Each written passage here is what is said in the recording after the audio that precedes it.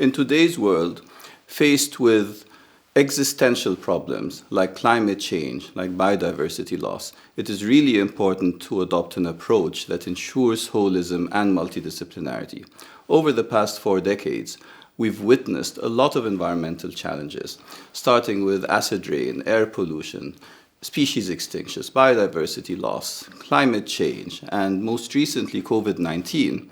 And we've dealt with them in a very siloed fashion, where we considered each to be its own problem, rather than symptoms of an underlying bigger problem, which is our relationship with nature.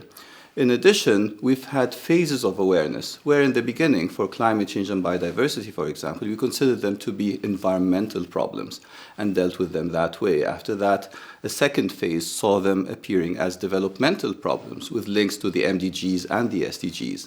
Finally, we are now aware, with the latest scientific information, these are existential problems with the potential to challenge our ability to remain on Earth with the type of environment that we have, which we are rendering unhospitable.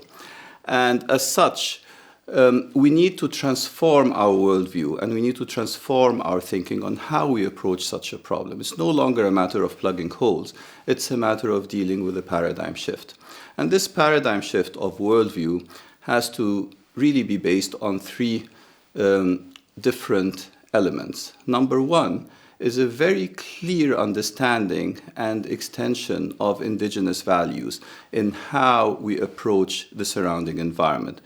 Indigenous peoples have had harmony with nature over the past centuries and millennia, and have perfected the type of engagement in terms of living with nature, in terms of nourishing nature, rather than just extracting from it. Second, we have to be very cognizant of frontier technologies and the opportunities that they provide, and our need for foresight thinking in looking at the future, not as the present plus a climate signal, for example, but rather as a very different world transformed by technology, and how can we really use these frontier technologies for the benefit of humanity.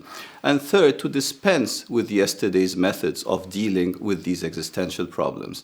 For example, we do not need to make a business case for saving humanity, as if humanity was only worth saving if someone makes a profit.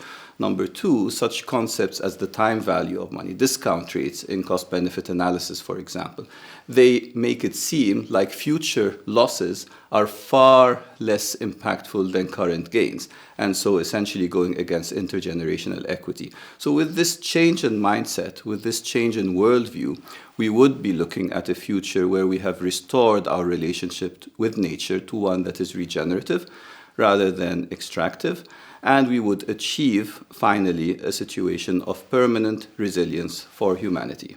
Thank you very much.